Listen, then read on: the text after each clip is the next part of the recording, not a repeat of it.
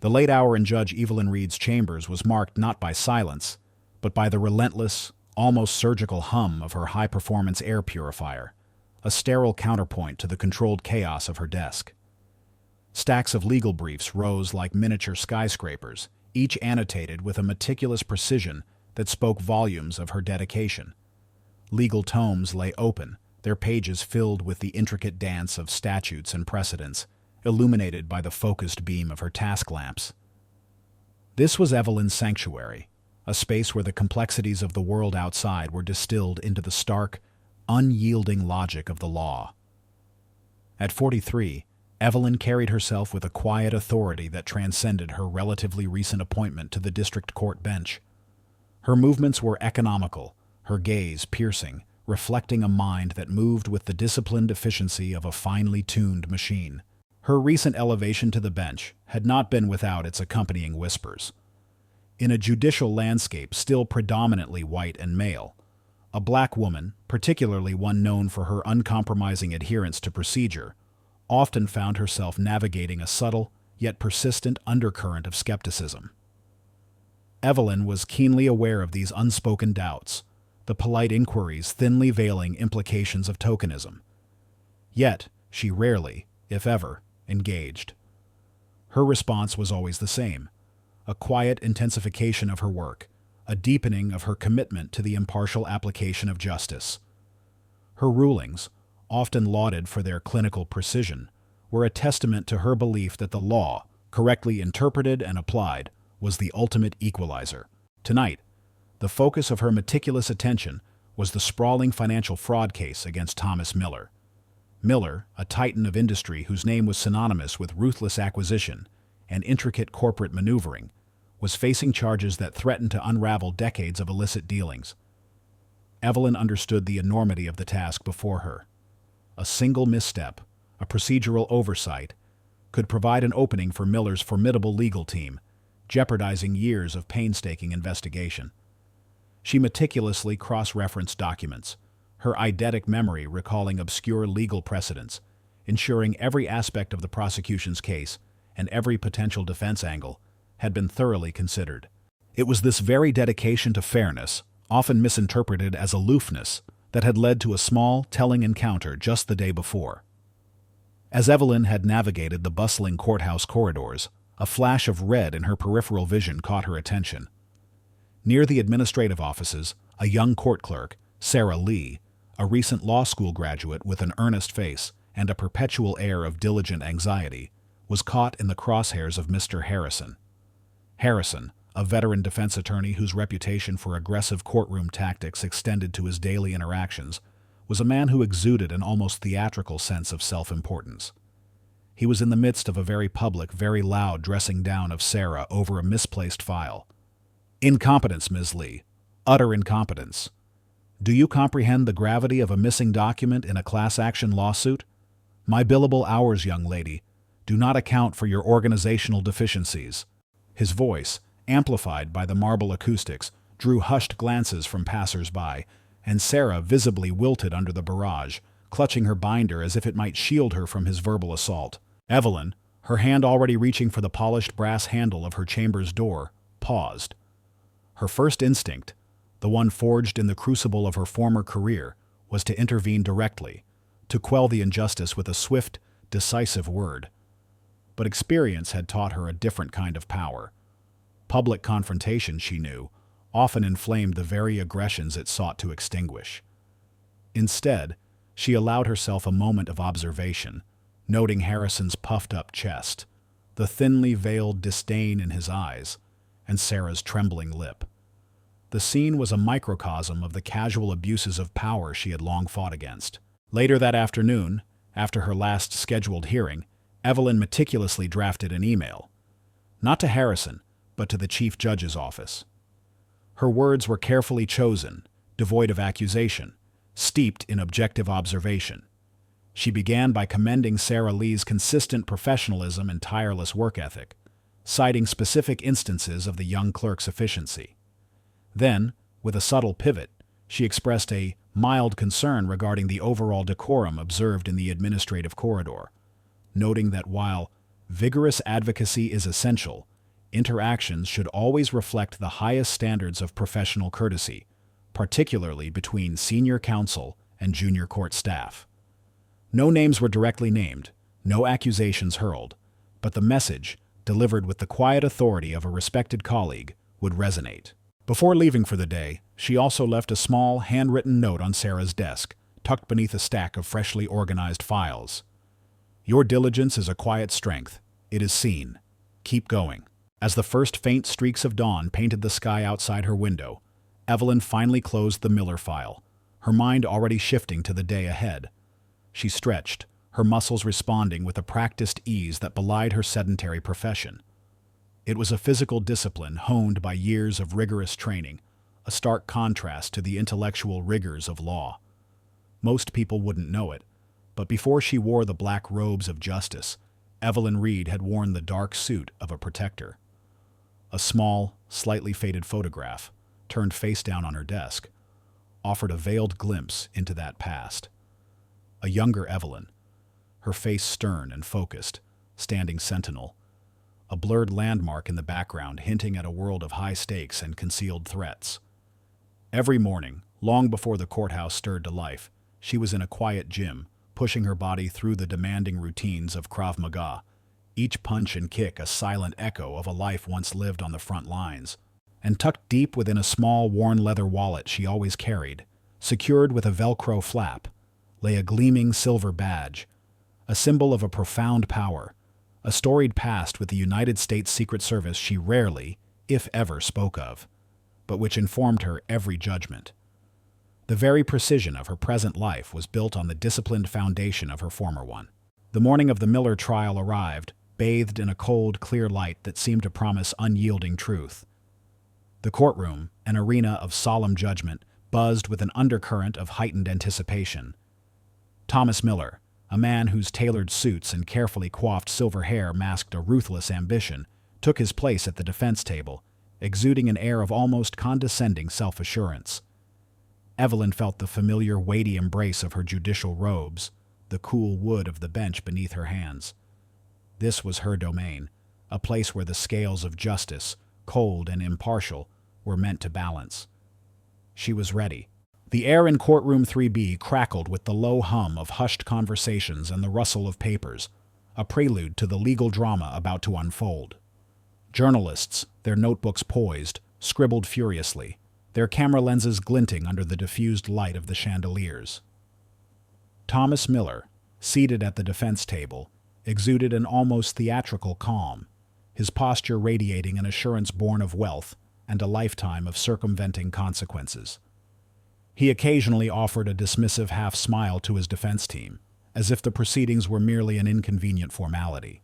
On the prosecution side, Assistant District Attorney Emily Chen, a woman of sharp intellect but still relatively new to the high-stakes arena of federal court, adjusted her glasses nervously.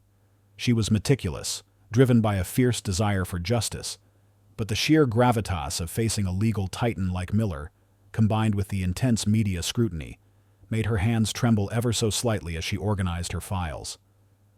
She stole a quick glance at Judge Evelyn Reed, perched calmly on the bench. The judge's impassive face offered a silent anchor in the swirling tension of the room, a testament to her reputation for unwavering fairness. The trial commenced, settling into the familiar cadence of legal procedure. Witnesses were called, evidence meticulously presented, and objections were raised and ruled upon with Evelyn's characteristic precision. Miller, when called to the stand, proved to be an exquisitely polished witness. He fielded questions with practiced ease, his answers a masterclass in polite evasion, deftly recontextualizing facts and painting himself as a victim of overzealous prosecution. Evelyn, from her vantage point, observed him keenly. She noted the subtle flicker in his eyes when a particularly sensitive financial detail was touched upon, the almost imperceptible tensing of his jaw. Minute tells that only a finely honed observer of human behavior would catch. It was the same cunning she had learned to identify in the field, in very different, often more dangerous environments. Emily Chen, despite Miller's smooth deflections, pressed on with a tenacious resolve that earned a quiet nod of approval from Evelyn. Emily knew she was closing in, building to a critical piece of evidence. She held up a meticulously analyzed financial report, its pages filled with damning figures, allegedly manipulated to obscure illicit transactions. Her voice, though still betraying a hint of youthful nervousness, gained strength.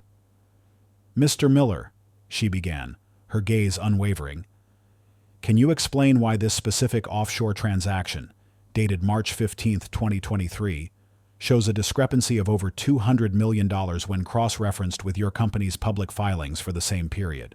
Before Emily could elaborate, Miller's voice, sharp and laced with disdain, cut her off. He didn't wait for his lawyer. "Objection, Your Honor. This is purely speculative and irrelevant. And frankly, I find the prosecution's tactics quite deplorable. This so-called report, I assure you, is nothing more than a crude fabrication, a desperate and pathetic attempt to malign my character and derail a perfectly legitimate business." He didn't even bother to look at Emily, his gaze sweeping over the jury with a practiced air of injured innocence, a subtle smirk playing on his lips. He was clearly trying to undermine Emily's credibility, playing directly to the gallery. Evelyn's gavel tapped lightly, a sound like a quiet thunderclap in the suddenly hushed courtroom. "Mr. Miller," her voice, calm yet firm, resonated through the room. "You will answer the question, and I will remind you, counsel, that this is a court of law, not a theatrical stage for personal attacks. Further outbursts will result in a contempt citation." She had already issued 2 prior warnings to Miller regarding his disruptive demeanor and his attempts to belittle the prosecution. But Miller seemed to revel in the confrontation, mistaking Evelyn's calm for weakness, her measured tone for indecisiveness. He leaned back in the witness chair, a picture of insufferable confidence, his eyes, devoid of genuine respect, fixed directly on Evelyn. A patronizing smile, slow and deliberate, spread across his face, a mask of contempt. "Your Honor," he drawled, his voice pitched just loud enough for the entire courtroom to hear, carrying a distinct sneer. "With all due respect, I think Your Honor should perhaps send this young lawyer back to law school. Or better yet, send her home to play with dolls, before she completely derails this trial with her amateurish theatrics. And perhaps," he continued, his gaze narrowing, lingering pointedly on Evelyn's dark skin, before sweeping down to her judicial robes, "perhaps Your Honor should take a good long look in the mirror yourself. This position, it seems," he emphasized the words with chilling condescension, "is a little out of your depth." The final word, "your," was drawn out, dripping with disdain, a thinly veiled yet unmistakable reference to her race and gender. A collective gasp rippled through the courtroom, quickly followed by a scattering of uncomfortable whispers. Then, from the section where Miller's well-heeled supporters sat, a distinct mocking snicker broke the fragile silence, an arrogant affirmation of his insult. It was a calculated affront, designed not just to humiliate Emily Chen, but to directly undermine Evelyn herself, to strip the very authority from the bench she occupied. Evelyn felt a cold, familiar spark ignite deep within her. It was the precise moment the judicial robe, the carefully constructed persona of impartial calm, felt like a burden, not a shield. This wasn't a subtle jab, a political slight she could quietly navigate. This was a brazen public assault on the integrity of the court, a direct challenge to her authority, saturated with the insidious venom of racism and sexism. He wasn't merely questioning her competence. He was questioning her fundamental right to be there, to preside over him, to hold him accountable. The casual disdain in Miller's eyes, the knowing smirk that twisted his lips, the audible snickers from his entitled supporters, it all coalesced into a single, undeniable truth. He believed he was untouchable, above the law, above her, above any black woman sitting in judgment over him. This was a man accustomed to pulling strings, to buying influence, to mocking those he deemed beneath him, confident that his money and connections would always bend the system to his will. He believed Evelyn Reed, a black female judge, was merely a minor inconvenience, easily ridiculed and dismissed. A profound weariness, the weight of decades of quiet battles against prejudice, briefly washed over her. But beneath it, a core of tempered steel hardened. This wasn't just about a financial fraud trial anymore. This was about the very sanctity of justice, the fundamental principle that anyone, regardless of their background, could find fairness and accountability in a court of law. To let this blatant contempt stand, to allow Miller's arrogance to fester unchallenged, would be to betray everything she believed in, everything she had quietly fought for throughout her extraordinary career. This was her undeniable point of no return. She would not allow her court or herself to be humiliated. The trial, ostensibly about illicit millions, had just become a battle for dignity, for the very soul of impartial justice. And Evelyn Reed, the quiet, disciplined judge, was about to become the precise, unyielding hammer of a very particular, very personal kind of justice. The courtroom hung suspended in a suffocating silence, thick with the unspoken outrage that followed Thomas Miller's brazen insult. His smug grin, intended to diminish and control, was now frozen on his face, a grotesque monument to his miscalculation. Emily Chen, the young prosecutor, stood rooted to the spot, her face a mask of shocked disbelief, her brief clutched so tightly her knuckles were white. Even Miller's well-heeled supporters, who moments before had snickered in complicity, now shifted uneasily in their seats, sensing a shift in the very atmosphere of the room. The air, once merely tense, now crackled with a dangerous, imminent energy. Judge Evelyn Reed, however, remained outwardly impassive. The casual observer might have seen only a woman in black robes, sitting perfectly still on the elevated bench, her gaze unwavering. But within her, a quiet storm was gathering, precise and cold. Miller's words had not merely offended her, they had directly challenged the sanctity of the judicial process, assaulted the dignity of the court, and, most unforgivably, hurled a racial and gendered slur against the very embodiment of justice in that room. This was no longer just about financial fraud. This was about a fundamental breach of order, a public declaration of contempt for the rule of law itself, delivered by a man who believed his privilege made him immune. Her experience, forged in the crucible of countless high-stakes situations far removed from the sterile confines of a courtroom, screamed for a response that was both immediate and devastating. She had faced down armed assailants, navigated complex international conspiracies, and stared into the eyes of individuals who believed themselves untouchable. Thomas Miller, with his arrogant smile and condescending tone, was merely another variant of the same archetype, a predator who underestimated his prey. "Mr. Miller," Evelyn's voice, when it came, was not loud, but it resonated with a chilling authority that vibrated through the courtroom, silencing even the most persistent whispers. Her tone was devoid of anger or any discernible emotion, which made it all the more terrifying. "You are in contempt of court. Your persistent defiance of judicial orders, your attempts to intimidate counsel, and your unprovoked, egregious verbal assault on the bench and its presiding officer constitute a direct threat to the decorum and integrity of this United States court." Her eyes, sharp and unwavering, held his, compelling him to look at her, truly look at her, for the first time. Miller, still trying to project an air of superiority, opened his mouth to retort, perhaps another condescending joke, another sneer. But Evelyn cut him off, a single, decisive gesture of her hand. "I advise you to reconsider, Mr. Miller.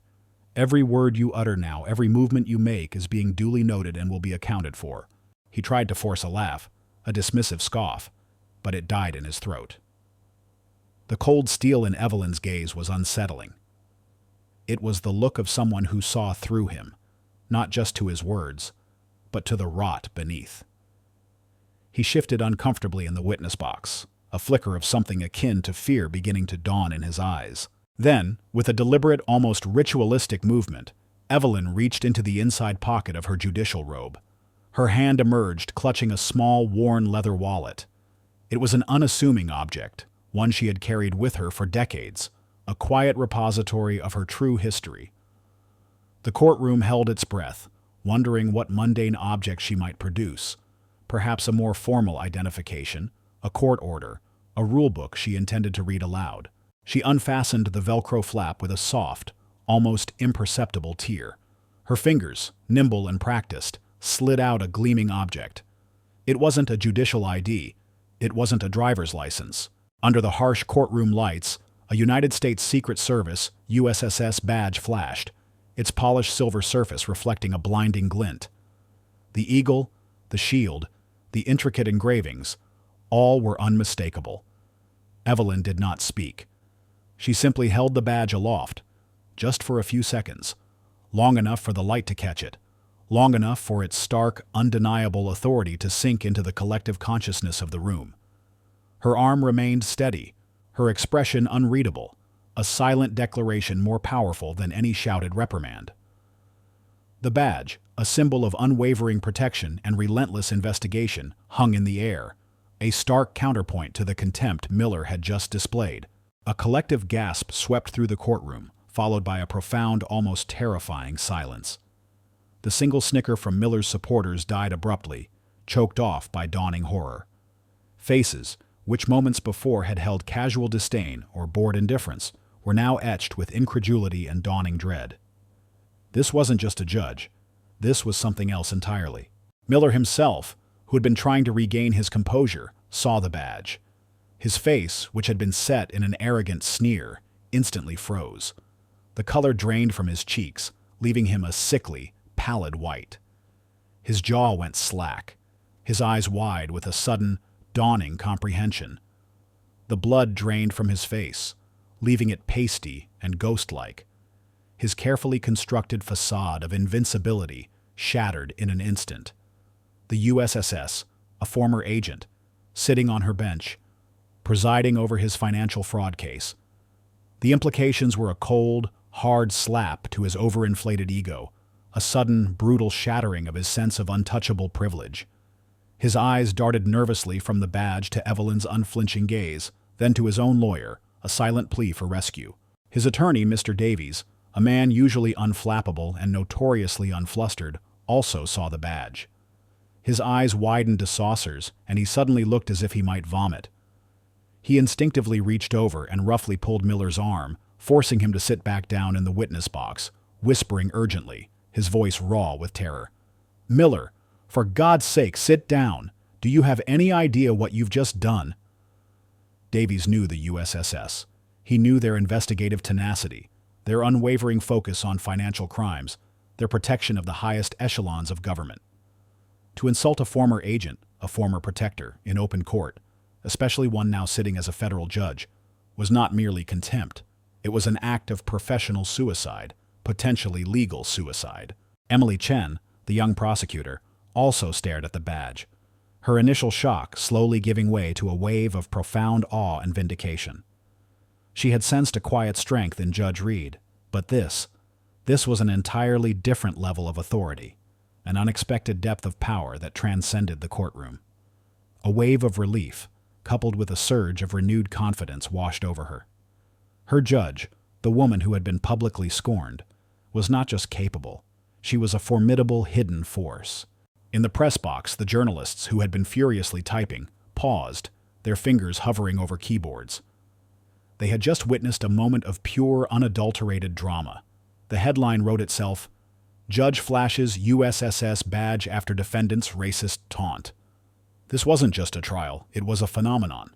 Evelyn, having allowed the badge's significance to fully register, slowly, deliberately, returned it to her wallet, tucking it away with the same practiced ease with which she had produced it. The brief flash of silver was gone, but its impact lingered, a cold, hard truth that had reset the entire dynamic of the room. The air was now thick with an almost tangible sense of dread from Miller's side, and a quiet, building wave of respect from the other. "Mr. Miller," Evelyn stated, her voice returning to its calm, judicial cadence, but now imbued with an undeniable steely edge that had been absent before. "Your outburst, your derogatory remarks, and your clear disregard for the authority of this court constitute a direct violation of federal statute regarding contempt.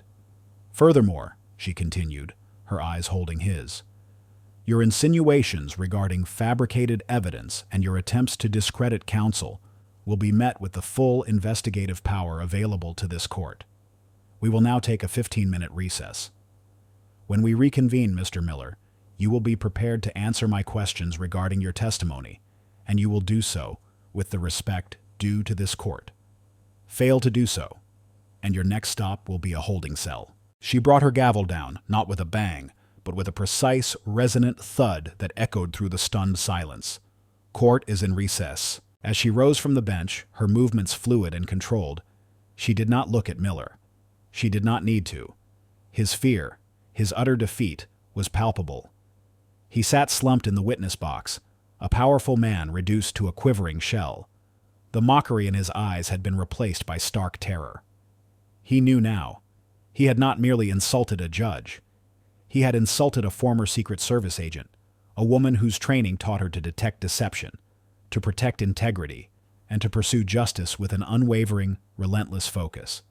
And his case, which involved complex financial fraud, was now being overseen by someone with a profound, personal understanding of such intricate criminalities.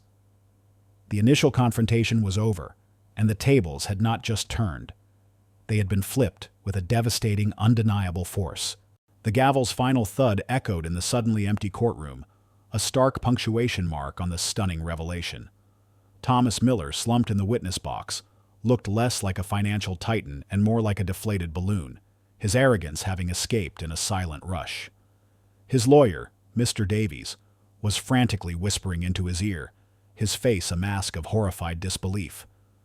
Emily Chen, the prosecutor, remained standing, a triumphant gleam in her eyes, finally understanding the depth of the power residing on the bench.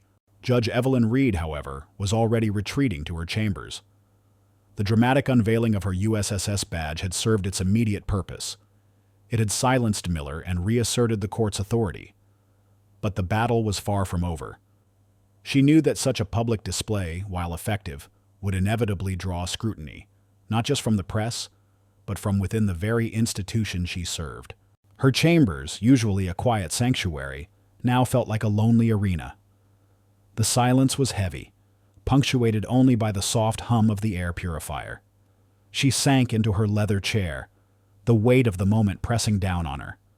The immediate rush of adrenaline was fading, replaced by the strategic calculations of a seasoned operative. Miller wouldn't go down without a fight. He had too much to lose, too many powerful connections, and her own actions, while justified in her eyes, had undoubtedly stirred a hornet's nest. Just as she anticipated, her phone vibrated, an urgent call from Chief Judge Thompson. Evelyn took a deep breath, mentally preparing for the onslaught. "Evelyn," Chief Judge Thompson's voice was stern, laced with barely controlled exasperation. "What in God's name happened in there? My phone has been ringing off the hook. The media, the Department of Justice, flashing a USSS badge in open court. Do you have any idea how that looks? How unprofessional it seems?" Evelyn's voice was calm, steady. "Chief Judge, Mr. Miller directly insulted the integrity of this court, and me, its presiding officer, with clear racial and gendered slurs. He refused to comply with my orders. My actions were necessary to re-establish control and remind him of the solemnity of these proceedings, especially given the nature of his contempt." "Necessary? Or a theatrical display?" Thompson retorted, clearly agitated.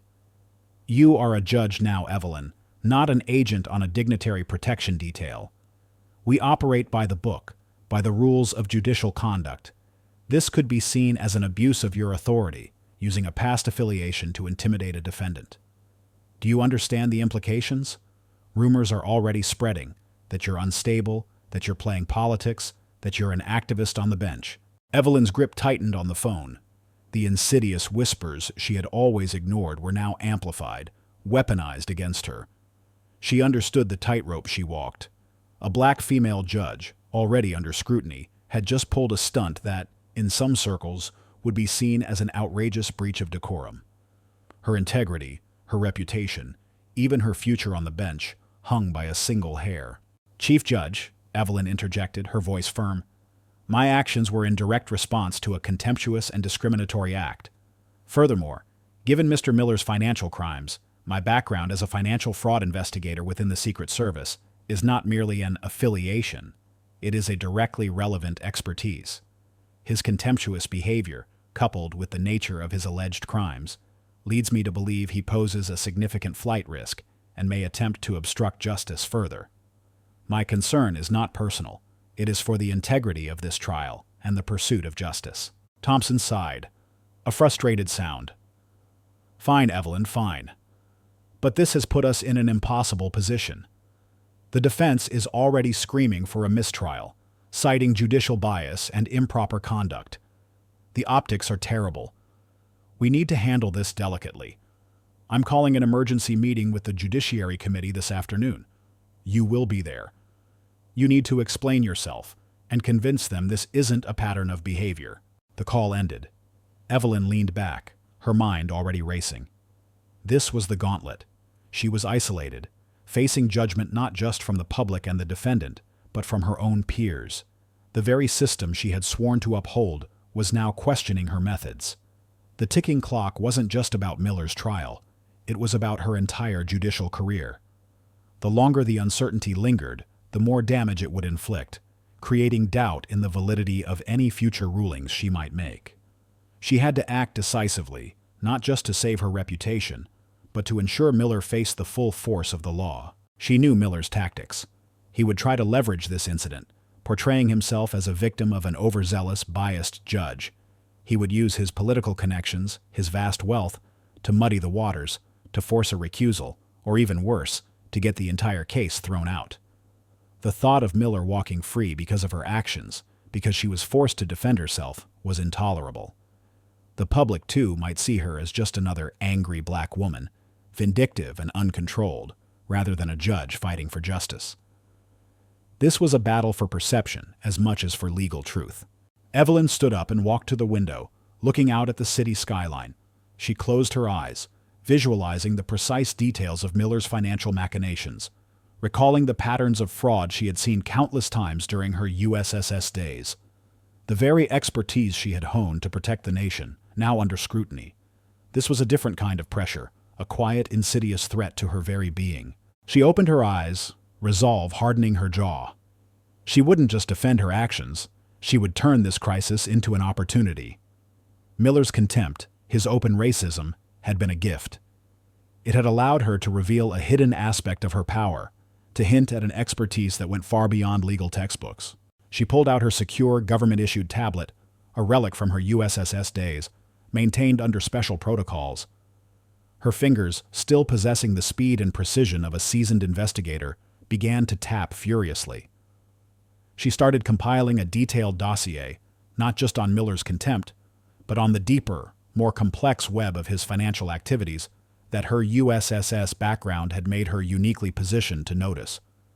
She would present it to the Judiciary Committee, not as an explanation, but as a compelling reason for her unprecedented actions. She would highlight the specific nuances of financial fraud, the subtle evasions Miller had employed that an ordinary judge might miss, but which screamed guilty to a former USSS financial crimes expert. She would argue that her prior experience was not a liability, but an indispensable asset in this specific case. Her ultimate gamble: she wouldn't just ask for continued jurisdiction over the Miller case, she would demand it, and more. She would propose an expanded investigation, leveraging her USSS insights to dismantle Miller's entire criminal enterprise. She would not allow herself to be silenced or sidelined. She would face the Judiciary Committee head-on, not as a defendant, but as a prosecutor of justice, ready to expose a deeper truth. The integrity of the court, her own integrity, and the very concept of impartial justice depended on it. She was alone, but armed with a formidable intellect, an unshakable moral compass, and a hidden power that few understood. The gauntlet had been thrown, and Evelyn Reed was ready to pick it up. The meeting room of the Judiciary Committee, normally an austere space of hushed legal discourse, crackled with an almost palpable tension. The air was thick with the weight of expectation and simmering skepticism. Chief Judge Thompson sat at the head of the polished mahogany table, his expression a tight mask of concern. Arrayed around him were the other members of the committee, their faces ranging from open curiosity to barely concealed disapproval. They represented the bedrock of the judicial system, guardians of its procedures, and they were ready to interrogate Judge Evelyn Reed on her unprecedented actions. Evelyn walked in, her stride composed, her posture unwavering. She carried only a slim, secure tablet, its dark screen a stark contrast to the thick binders and legal pads usually present at such meetings. She chose her seat, facing the committee directly, her gaze sweeping over each member, meeting their scrutiny with an unwavering resolve.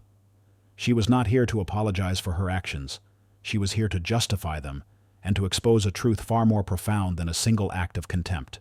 Chief Judge Thompson cleared his throat, his voice formal. Judge Reed, thank you for attending. We are here to discuss the events of this morning's proceedings in the case of State versus Miller. Specifically, your unconventional response to the defendant's contempt and the display of your former USSS affiliation. The committee requires a thorough explanation. Evelyn nodded. Chief Judge, members of the committee, I understand your concerns regarding decorum and procedure. My actions this morning were indeed unconventional, but they were not impulsive. They were a direct response to a calculated assault on the integrity of this court, an assault fueled by Mr. Miller's explicit racial and gendered contempt. Her voice was calm, measured, devoid of defensiveness. When a defendant openly mocks the bench, and by extension, the very concept of impartial justice, and when that mockery is intertwined with personal prejudice, a judge must act decisively to reassert control. A mere contempt citation, in that moment, would have been insufficient to stem the tide of his defiance and the chilling effect it had on the proceedings. A senior judge, Judge Harrison, not the same Mr. Harrison from the administrative office, though he shared the same surname and a similar air of traditional authority, interjected, his tone sharp. But a USSS badge, Judge Reed? That is an extraordinary measure. It could be perceived as judicial intimidation, an unfair leveraging of past authority against a defendant. It sets a dangerous precedent. This was the hang by a single hair moment Evelyn had anticipated. The room leaned in, waiting for her defense, for her to falter. She took a slow, deliberate breath. This was where she turned the tables. Respectfully, Judge Harrison, Evelyn began, her gaze unwavering. My prior service in the Secret Service, particularly within the Financial Crimes Division, is not merely an affiliation. It is a deep, specialized expertise that, I believe, is highly relevant to the Miller case. When Mr. Miller began to engage in evasive and contemptuous behavior on the stand, accusing the prosecution of fabricating evidence, I observed patterns of obfuscation, patterns of financial manipulation that only someone trained to detect them would recognize. She activated her tablet, projecting a complex financial flow chart onto the large screen at the head of the table.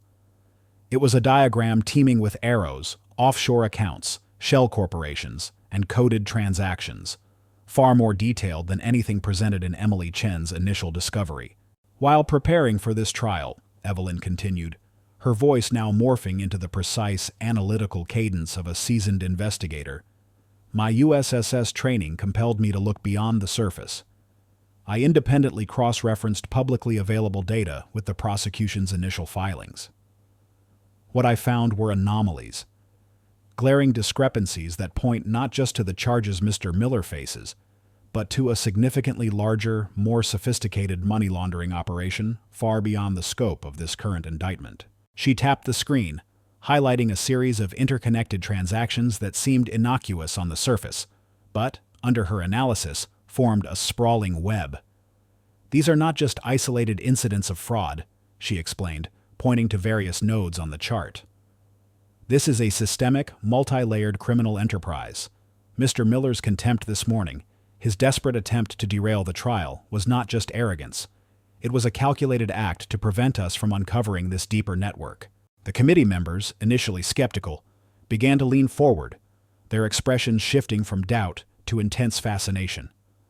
Several pulled out their own pens, making notes. Chief Judge Thompson's jaw had dropped slightly, his eyes glued to the complex, damning diagram on the screen. My display of the badge, Judge Harrison, Evelyn concluded, her voice gaining a quiet power, was not an act of intimidation. It was an immediate, nonverbal communication to Mr. Miller that his contempt would not be tolerated, and that I, as the presiding judge, possessed a unique understanding of his particular brand of criminality. It was a precise, strategic decision to signal that he could not and would not escape justice by belittling the court. A profound, stunned silence filled the room. The committee members exchanged glances, a dawning realization spreading across their faces. Evelyn hadn't just defended her actions. She had turned the tables completely, revealing a layer of criminal activity they hadn't even suspected. Her unconventional action was now revealed as a stroke of strategic brilliance, born from an unparalleled expertise. Then, Chief Judge Thompson broke the silence. He rose from his seat, his gaze fixed on Evelyn, his expression a mixture of awe and profound respect. "Judge Reed," he said, his voice husky with emotion, "you have not only clarified your actions, but have revealed a far graver threat. Your unique qualifications are clearly an invaluable asset." He turned to the other committee members. "Gentlemen, ladies, it is clear to me that not only was Judge Reed's response justified, but her continued oversight of this case, and indeed a broader investigation into this network, is absolutely essential. The Department of Justice must be immediately briefed on these new findings." A chorus of agreement, laced with murmurs of admiration, rippled through the room.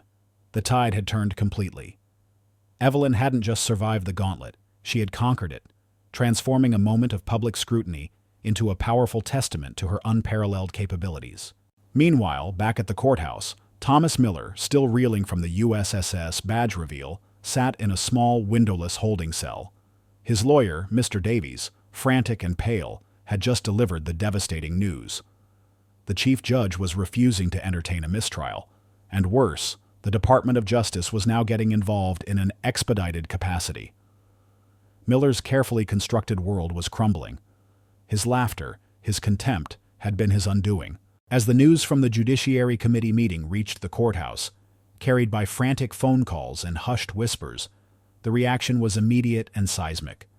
A team of federal agents, not local marshals, descended upon the building, their presence radiating a quiet, unyielding authority. They moved with a focused precision that left no doubt about the gravity of their mission. Miller, still in the holding cell, watched in growing terror as the door to his cell swung open. Standing there were two figures, a stern-faced federal agent, and to his utter horror, Judge Evelyn Reed herself, no longer in her robes, but in a sharp, dark suit, her expression cold and resolute. She held a warrant in her hand, not for contempt, but for a new, expanded list of charges, including large-scale money laundering and racketeering. "Mr. Miller," Evelyn stated, her voice calm, powerful, and utterly devoid of mercy. "Effective immediately, the state of Miller case has been elevated to a federal investigation, with new charges pending. Your contempt in court merely expedited this process. My background, as you now know, has equipped me to recognize precisely the kind of intricate fraud you've been orchestrating. You underestimated not just the law, but the person sworn to uphold it." Miller's face, which had been ashen, now turned a sickly green. He tried to speak, but no words came. The formidable financial titan, the man who had dared to mock a judge, was utterly, completely broken. The laughter had ceased, replaced by the chilling silence of inevitable justice. His power, his influence, his entire world had just collapsed around him, brought down by the very woman he had so arrogantly scorned. The catharsis was complete. The seismic shockwaves of Judge Evelyn Reed's revelation and subsequent actions reverberated far beyond the confines of Courtroom 3B. For Thomas Miller, the descent from his gilded pedestal was as swift as it was absolute. Escorted from the courthouse in handcuffs, his once impeccably tailored suit now seemed to sag, a cruel mockery of his former status. The contempt charge, initially a mere formality, paled in comparison to the avalanche of new federal indictments that followed. Armed with Evelyn's meticulously compiled evidence and bolstered by the focused investigative power of the Department of Justice, federal agents quickly dismantled the elaborate web of shell corporations and offshore accounts Miller had painstakingly constructed over decades. His assets were frozen, his political allies scattered like chaff in a storm, and his name, once whispered in circles of power, became a byword for criminal arrogance finally brought to justice. He received a lengthy prison sentence, his final public humiliation a stark reminder that no amount of wealth or influence could outrun the law, especially when confronted by someone who intimately understood its hidden pathways. The ripple effect extended to those touched by the initial confrontation. Emily Chen, the young prosecutor, watched Miller's downfall with a mixture of awe and profound self-reflection. The initial sting of Miller's public ridicule and her brief doubt in Judge Reed had been entirely eclipsed by the judge's stunning display of integrity and specialized knowledge. Emily sought out Evelyn after the dust settled, offering a sincere, humbled apology for any momentary misgivings. Judge Reed, she confessed, her voice thick with emotion. I truly apologize for any doubt I harbored. Your actions were beyond anything I could have imagined. You are truly an inspiration. Evelyn, with a rare, gentle smile, simply nodded. Ms. Chen, she replied, never let anyone diminish your passion for justice. Your instincts are true. Learn to trust them, and trust in the power of truth. This exchange forged a deep, unspoken bond between the two women. Emily became one of Judge Reed's most ardent admirers and collaborators, absorbing every lesson she could from the seasoned judge. Her own burgeoning career now imbued with a renewed sense of purpose and an unwavering commitment to integrity. The Judiciary Committee, chastened by their initial skepticism, issued an internal memo strongly commending Judge Evelyn Reed's exceptional judgment and unparalleled expertise in the State v. Miller case. They acknowledged that her unconventional actions were, in fact, crucial to uncovering a vast criminal enterprise. More significantly, Chief Judge Thompson, a man of profound integrity who had once harbored his own quiet reservations about Evelyn's appointment, sought her out personally. In the quiet solitude of his chambers, he offered a profound, heartfelt apology. Evelyn, he began, his voice tinged with regret, I owe you a sincere apology. My initial concerns about your methods, my preoccupation with superficial decorum, blinded me to the deeper justice you were pursuing. You saw what none of us did. Your integrity, your courage, and your extraordinary skills are not just an asset. They are a necessity for this institution. He paused, his gaze meeting hers. You are truly a remarkable judge, Evelyn, and a remarkable woman. This wasn't just an apology. It was a profound affirmation. Thompson, deeply impressed by her strategic brilliance and unwavering commitment, offered her a new, groundbreaking opportunity. He proposed the establishment of a specialized federal financial crimes unit within the district court system, one designed to proactively investigate and prosecute complex financial fraud cases from the bench itself, in close coordination with federal agencies. And he asked Evelyn to lead it, granting her the autonomy and resources to leverage her unique USSS experience to its fullest potential. This was more than just a promotion. It was a recognition of her singular abilities, a chance to reshape a critical aspect of the justice system and extend her reach far beyond the confines of a single courtroom. It was the meaningful opportunity that allowed her to truly flourish, using her past not as a secret, but as a foundation for unprecedented innovation within the legal world. This new role allowed Evelyn to immerse herself fully in the kind of intricate investigative work she excelled at, bridging the gap between raw data and prosecutorial action. She became a driving force in identifying dormant fraud networks, her keen eye for detail and her understanding of criminal psychology proving invaluable. One brisk afternoon, weeks after the Miller verdict, Evelyn found herself walking through the courthouse corridors, a renewed sense of purpose in her stride. She spotted Sarah Lee, the young court clerk she had quietly championed, diligently organizing files, a newfound confidence radiating from her. Sarah, upon seeing Evelyn, beamed. "Judge Reed," Sarah exclaimed, her eyes bright. "I heard what you did. It was incredible. And that email you sent to the chief judge about Mr. Harrison, he's been assigned to administrative duties and is taking mandatory ethics courses. And everyone's talking about how much better the atmosphere is for the clerks. Thank you. Truly." Evelyn smiled, a rare, genuine smile that softened her usually stoic features. "Sarah," she said, her voice warm, "never underestimate the power of quiet observation, and never undervalue your own worth. Your diligence is your strength, and it deserves to be recognized. Sometimes, the loudest statements are made by simply standing firm on principle." She then extended an invitation. "I'm setting up a new unit. It's going to be challenging, demanding, but it will be at the forefront of fighting financial crime. I need sharp minds, people with integrity. Would you be interested in being my lead administrative assistant?" Sarah's eyes widened, a look of awe and excitement. "Yes, Judge, absolutely, yes," she replied, her voice trembling with gratitude and renewed purpose. She had found not just a job, but a mentor and a cause.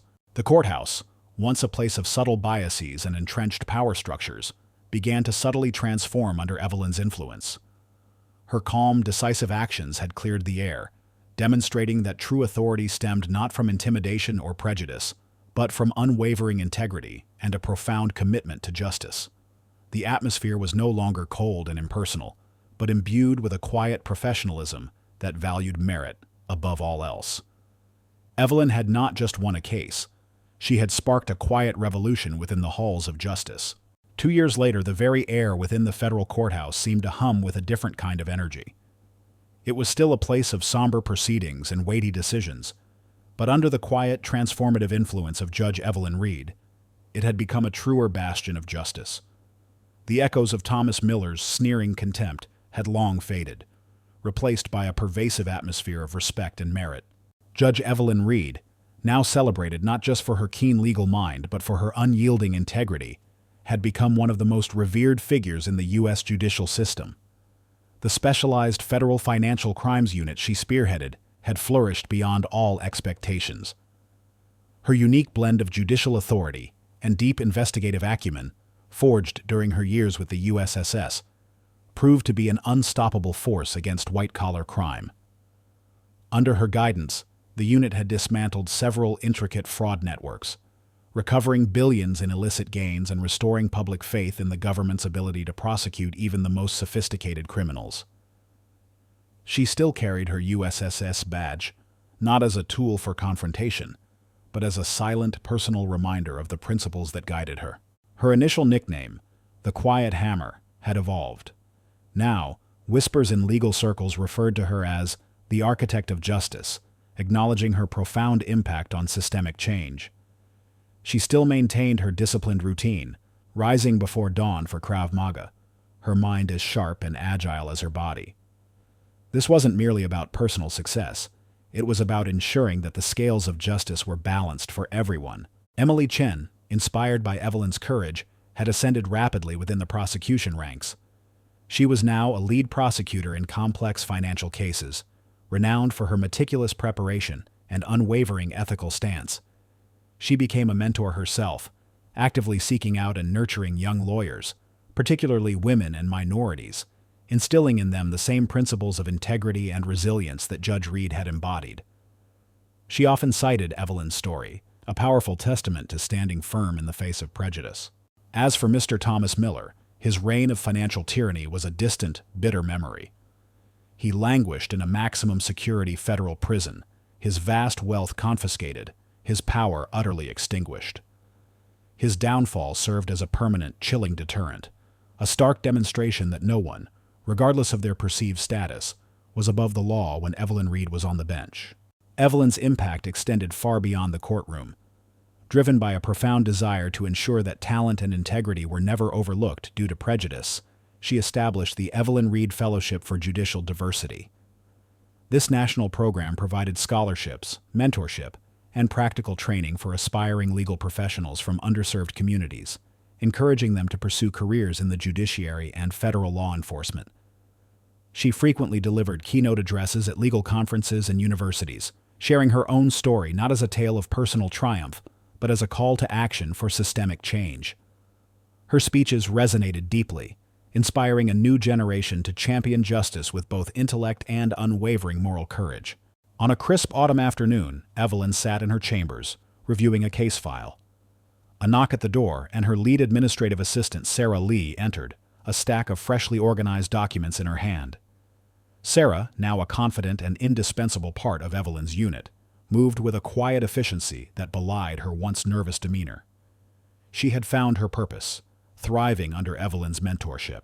"Judge Reed," Sarah said, a small smile playing on her lips, "just got word from the Chief Judge's office. Another successful fellowship application. A young woman, first in her family to attend law school, with a remarkable essay on judicial impartiality." Evelyn nodded, a soft, content smile touching her lips. "Excellent, Sarah. These are the victories that truly matter." She leaned back, her gaze drifting to the window.